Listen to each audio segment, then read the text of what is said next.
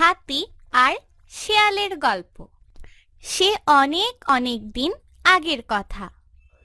চারদিকে তখন কি সুন্দর সবুজ বন, ঝোপঝাড় আর দিগন্তে ঝুঁকে পড়া নীল আকাশের ছোঁয়া।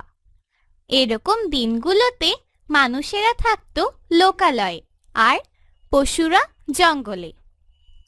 মানুষ তখন একটু একটু করে সভ্য হচ্ছে, কি করে সবার সঙ্গে মিলেমিশে থাকা যায় শিখছে সেই সব কায়দা কানুন।